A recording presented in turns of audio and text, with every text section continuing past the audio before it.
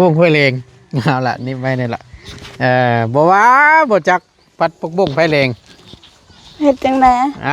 เอาก็สิมีหยังก็พัดใช้น้ำมันหอยซื่อๆเทลงไปวาบไฟมันขึ้นซื่อบ่เคยเฮ็ดตัวนี้นะเนาะยังเดี๋ยวสิ้นไก่แล้วก็ปลาทูแล้วก็ปลาทูมีแต่เบิดชุดนี่แหละตัวละลายเลยละลายตู้ไว้ถอดปลั๊กมันออกทำความสะอาดมันเลยแต่มันจะมีอยู่หม่องนึงอยู่ในก้นมันน่ะกระถางตัวรองเก็บน้ำมันน่ะกระถางตัวไหนอยู่ในก้นตู้เย็นน่ะก้นตัวนี้แม่นบ่แม่นตัวนั้นพี่มันอยู่พี่นี่มันจะมีอยู่ในกระถางมันอยู่ในนี่หม่องเก็บน้ำนี่เห็นบ่แผ่นตัวดำๆพาเอื้อยไปหาหืดหาหมอเด้อน้องพันกับได้แล้วพี่น้องเนาะแล้วก็น้องพรคำว่าสั่นเอาละได้ครับใจเลย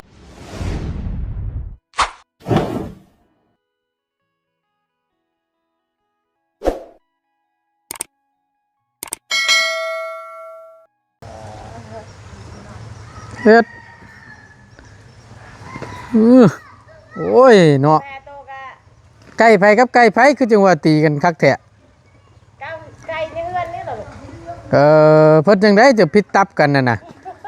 ญาติผู้ชาวกันบ่คือสิญาติผู้ชาวโอ้ยเนาะจังแม่นเก่งไผก็อยากเจ็กไผก็อยากชิงแชมป์บาดนี่พี่น้องเนาะเอาเพิ่นออกแน่นั่น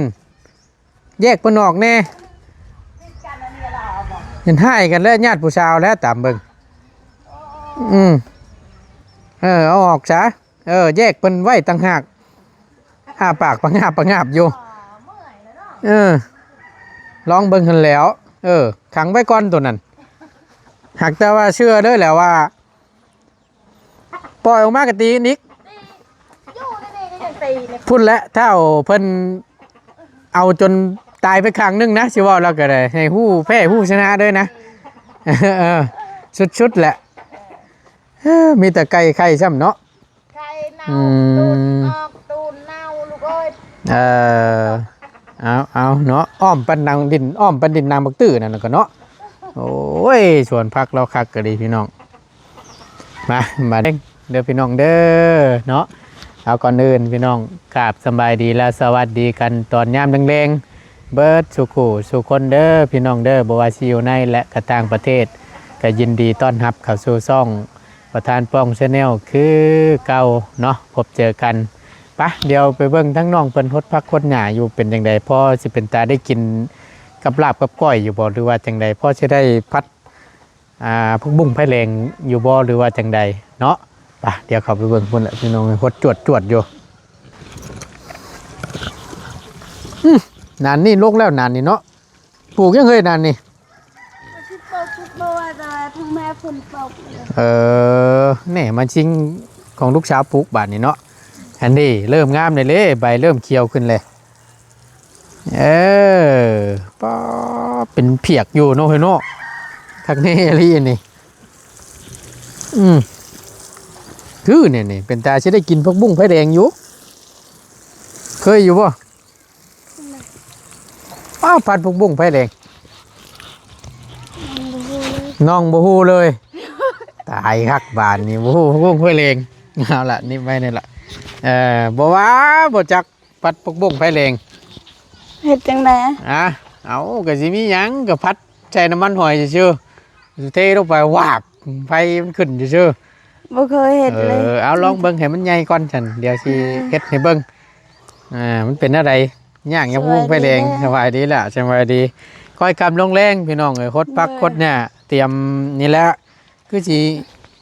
โอ้มันได้2ใบ3ใบเด็ดๆเลยเนาะนี่3ใบยังเด็ดนิ่งเตกได้นี่นะเขียวงามคักปัญญังบาทนี่ขี่งัวมีบ่ขี่งัวขี่งัวแห้งนะขี่พุ่นมันน่ะบ่ขี่ไก่เด้ขี่ไก่ขี่ไก่ก็งามคือกันได้ตัวเอามาใส่บนรถบ่เชื่อบ่ได้เข้ากวดเอาในของเขากวดเอาไปแล้วมาใส่รถโอ้ยงาม ขี้ไก่ก็ได้ ใส่ผักบงนี่ ใส่ผักบุ้งใส่ผักกันนั่นเด้นี่ตัวนี้ยังบ่ทันใส่นี่ให้มันใหญ่กว่าเด้อตัวนี้ตัวนี้มันใหญ่ก่อน ผักกาดตัวนี้แสบ แตกคักซ้ำเนาะ ตัวนี้มันบ่ออกไอ้ มันเป็นอะไรนี่น่ะ จังเป็นจังใด2-3มื้อก็ออกเท่านี้ บ้านพร้อมกันได้สองนานนี่เนาะ เลย ตัวมันเป็นกระป๋องกันบ่ แม่น แม่นบ่ว่ะ ทุกเป็นกระป๋อม มันคือมีติ่มๆอยู่บาดนี่บ่มีแตกจักอันเลยบ่ ประตักนึง มาฮดเบิ่งอีกดูจักบาทหนึงได้เนาะตัวนี้บ้านพร้อมกันเลยพี่น้องครับมันนี่สองนานนี่บ้านพร้อมกันนี่ผัดตัวนี้ผัดหมวกครับตัวนี้นะโอ้เป็นตัวเป็นกระป๋องหั่น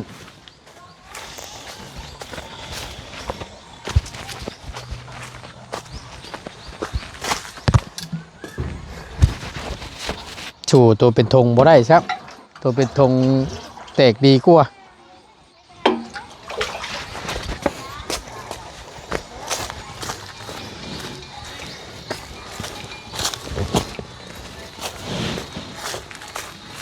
ข่าบ่ได้มีปลูกบ่น่ะนั่ง เนี่ย ข่า ค่ะ บ่ บ่หาข่ามาปลูกนี่ไอ้ฮูนี่นั่นเด้อคำ ฮะ ฮูอันนี้ก็ปลูกอยู่น่ะ ตัวนี้ เพิ่นเฮ็ดน่ะเอาไม้ติงไว้เนี่ยน่ะตีนมันน่ะจังน้อยหมูคานี่เรียบร้อยแล้วแหละ เราก็ใช้เลย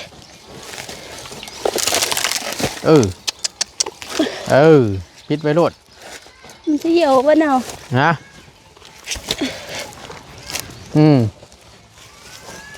ดีกว่า เฮ้ยชิเก่ง ฮะห้องไว้ได้เหรอวะ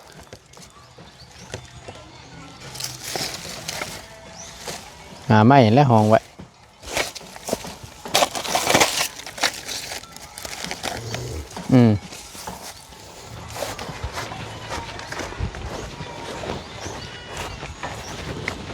ถึงน้ำก็คุยแล้วก็ละลายอยู่ขี้แบกอะ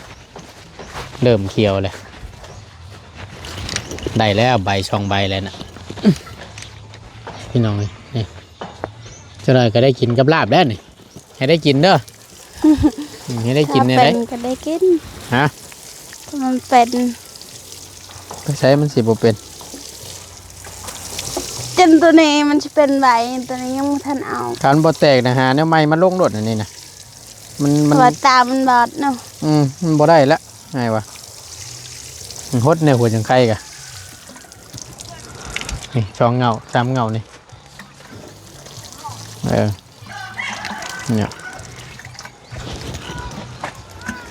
มันก็ใช่มัน ผูกไว้เวลาเฮา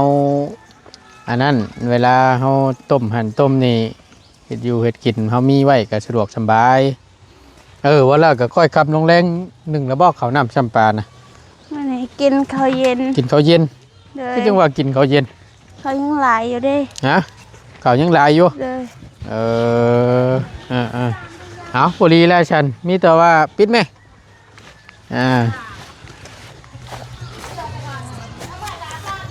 เดี๋ยวไอ้สิขึ้นไปเบิ่งกับเข่าวเลยว่ามันยังเดืออย่างแน่เดี๋ยวไอ้สิได้ซื้อเตรียมมาไว้ให้ ยังปลาทู ยังเดืออย่างแน่ แล้วก็ซีน ปลาทูกับซีนบ่ ชิ้นไก่ ไปพาไอ้ขึ้นไปเบิ่งได้ปะพอดีตั้งบตูนชื่อมากับลายมือเติบไปแล้วเว้ยนั่นแหละเอาลานท่าจังหน่อยเด้อ เบิ้งบตูนขึ้นเบิ้งเงินกับเข่าวก่อนพี่น้อง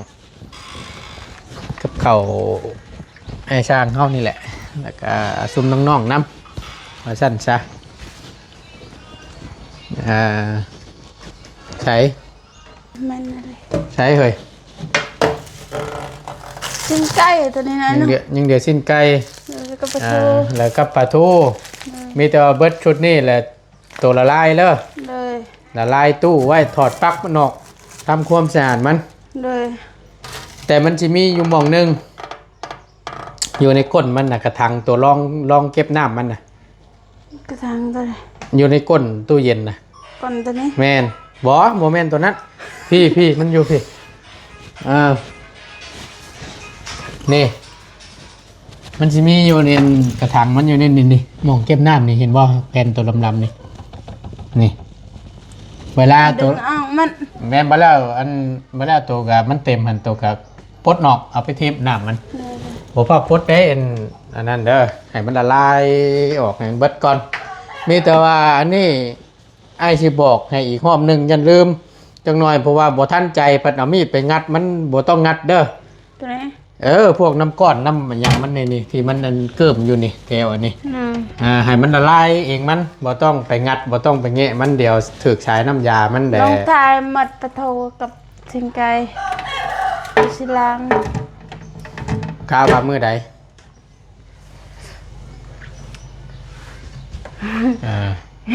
บืนได้บ่บืนหรือบื้อมื้อนี้คือสิ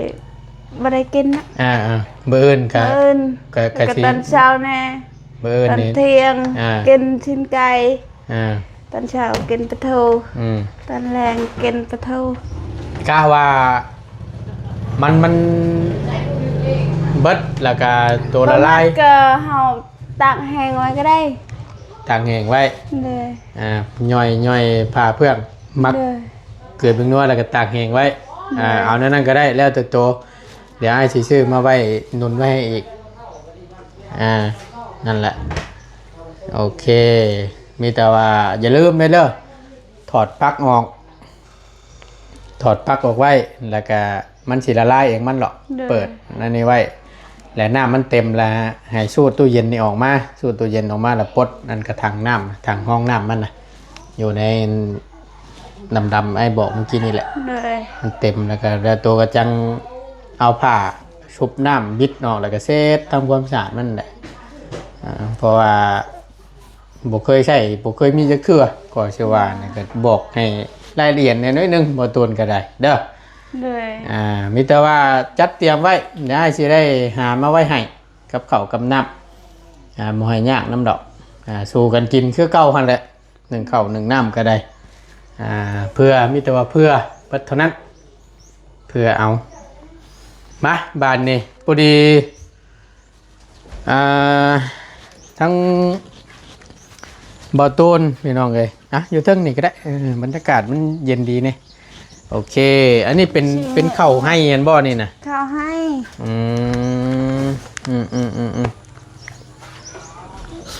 ได้3ชอบเดือ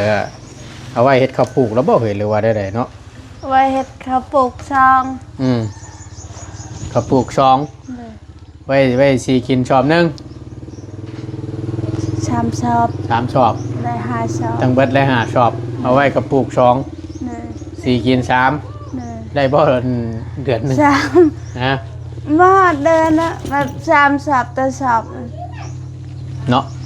มันเป็นข้าวให้มันบ่ค่อยอันนั้นช่ำพี่น้องมีว่านั่นได้โอเคพี่น้องเนาะ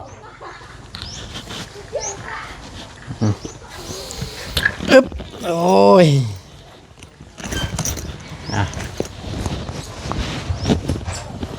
มาพอดี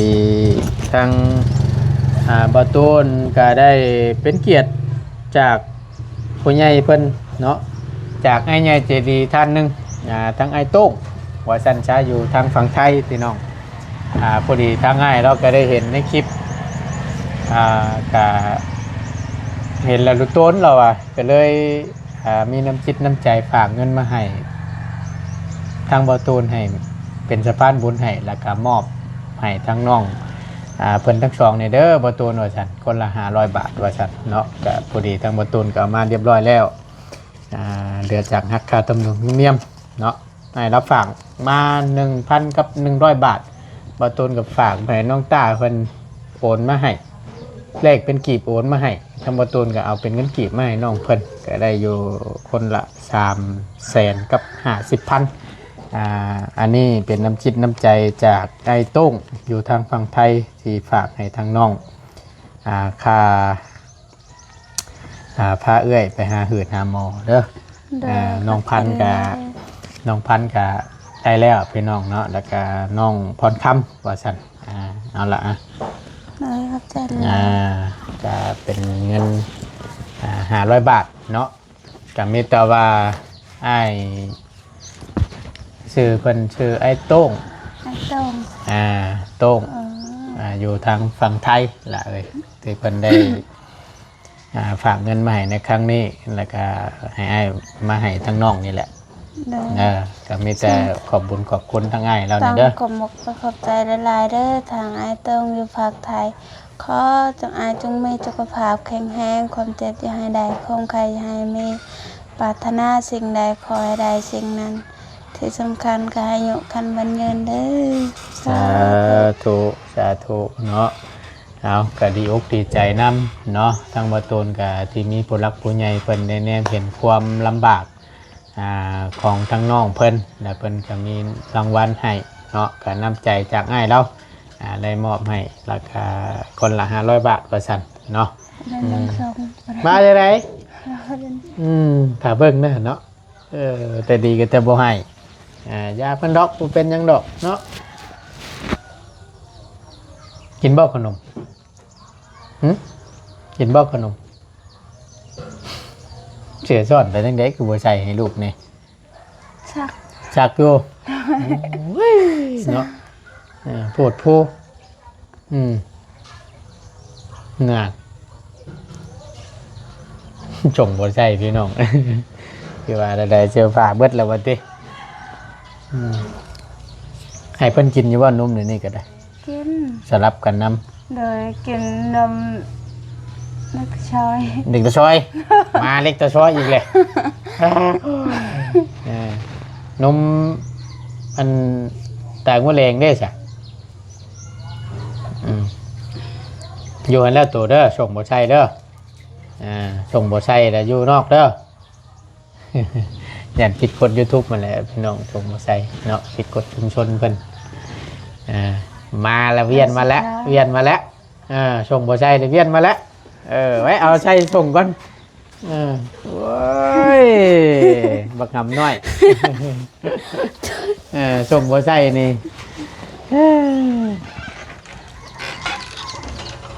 พอดีแหละทั้งบ่ตูนก็ได้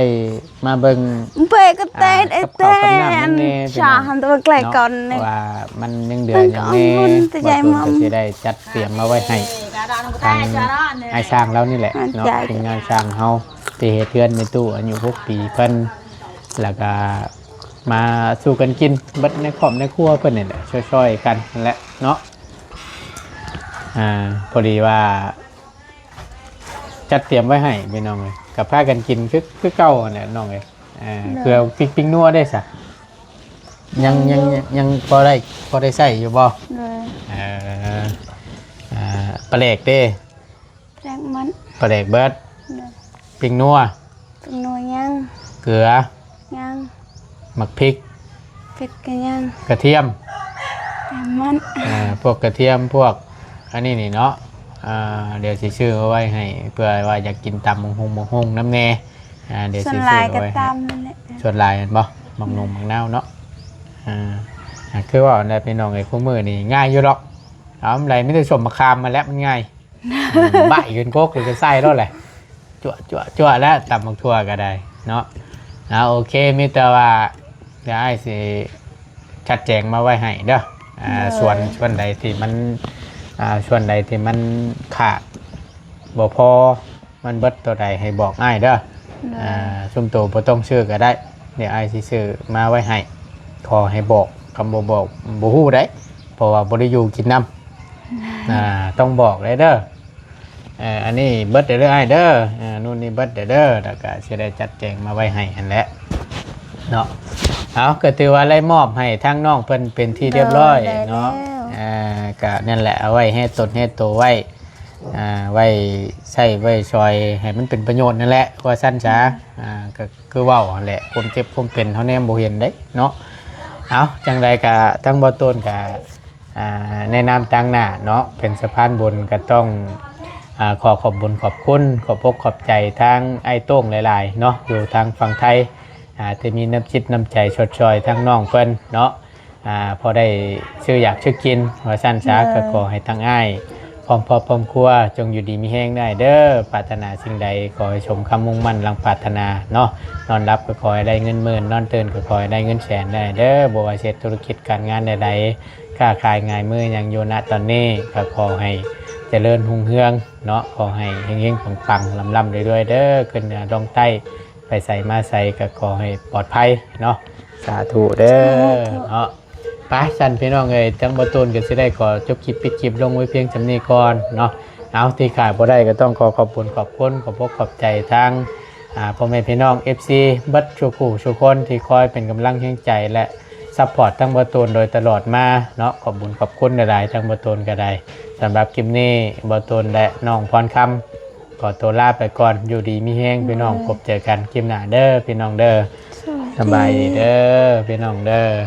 ไปค่ำแล้วบาทนี่เนาะเฮ้ยเนาะพอแห้งแล้วใช้เอาตื้มไหมบ่เอาเงินนะเอาตื้มให้พอเพิ่นให้รายการสิมาให้ขึ้นแบ่งกันบ่บ่ให้บ่เอาเนาะให้ได้กัน